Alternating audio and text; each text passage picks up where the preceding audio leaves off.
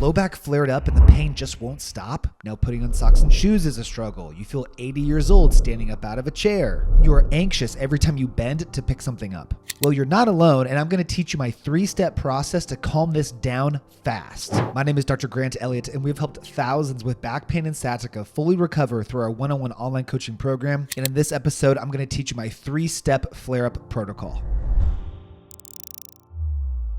The first step is focused on calming down the muscles of the lower back and your nervous system, because many flare-ups put you in a spasmed state due to both muscle overactivity, right? They're all cramping and tight, and your nervous system sensitivity. So for this first step, you're gonna lay down on your back, get relatively close to a wall, put your feet on the wall about shoulder width apart. Now, keeping both feet still, rock your knees side to side as far as you can comfortably. This will gently mobilize the lower back and hips in a safe position. You might get some pops in your lower back as well as those joints gently release. Now, for some of you, even rocking side to side might be too much if you're in a very sensitive state. So what you could do is simply just keep your feet pressed into the wall and focus on deep abdominal breathing. This alone can help reduce some spasms, but adding in the rotation of the knees will help free up your lower back in a gentle and safe way. Quick reminder, like the video. Now that our lower back is calmed down, now we're going to increase the stability all around our spine to improve your stability with movement. Scoot away from the wall, lift both legs in the air, push the lower back flat into the floor as to engage your abdomen, and slowly lower one leg at a time. This is a regressed version of a dead bug, but the reason we're doing this is because by pushing the lower back into the floor, you are engaging your diaphragm and increasing what is called intra-abdominal pressure. This is primarily responsible for the stability in the front part of your spine. Everybody feels the muscles on the back side. I know we have those thick erectors and our QLs and all these other muscles on our back is responsible for the strength of our spine. And although that is true, you have to think about what stabilizes the spine in the front. And what stabilizes the front of our spine is intra-abdominal pressure. Pushing the low back into the floor during this exercise cues you to properly use your diaphragm, position your ribcage and pelvis, breathe into the abdomen, expand in 360 degrees to promote better intra-abdominal pressure that is pushing against the front part of your spine, and will help overall stability around the entire spine. This will immediately allow your nervous system to calm down further, and you will immediately notice better stability and just a feeling of safety as you move after this.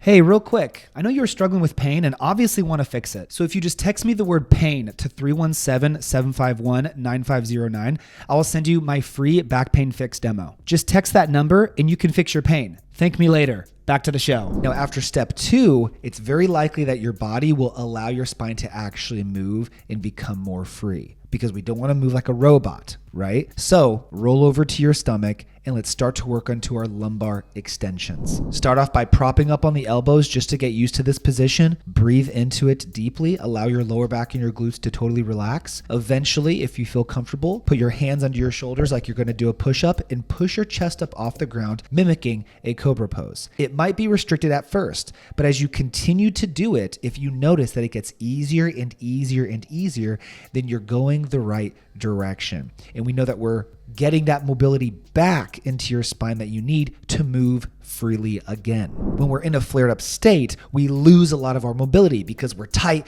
we're guarding, our low back is flexing, our glutes is flexing, and you're hardly moving. You're avoiding movement, right? Well, we need to get this mobility back, not only for our back's sake, but for our mind's sake as well. We need to show ourselves that we can move with safety and security. And many individuals with disc herniation or sciatica issues experience these types of flare-ups. And this particular exercise can be very, very helpful for these types of individuals, because most of these back issues that get into these flare-ups are called flexion intolerant, meaning flexion, bending forward, can be a consistent trigger. That's why sitting for really long periods or bending forward aggravates these flare-ups. And by putting yourself in the opposite position, a position your spine does not get enough of throughout the day, we help to undo that stress and restore the motions that we've been missing. Now, when you're in a flare-up, it's one thing to temporarily modify your movement for a matter of a few days because it's triggering pain significantly. That's not a big deal. But if you're modifying your movement for weeks or months with the belief that if you bend your back or do a wrong movement that you're going to flare up again, you are convincing yourself and you're training your brain to believe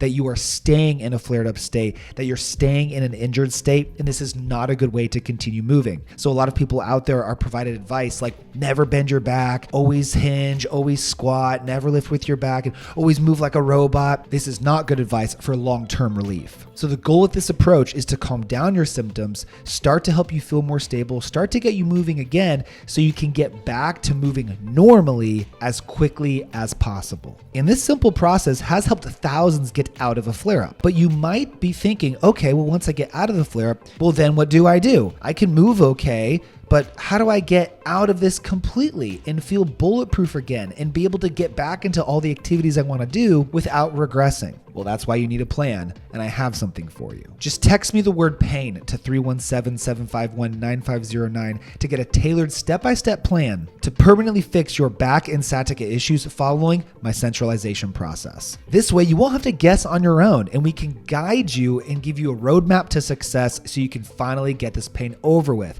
So don't delay, take the opportunity right now because you deserve it. Please like the video, subscribe if you haven't already, join my Facebook group, RehabFix Low Back Program, for more free content, resources, and guides. Thank you so much for watching. I'll see you on the next one.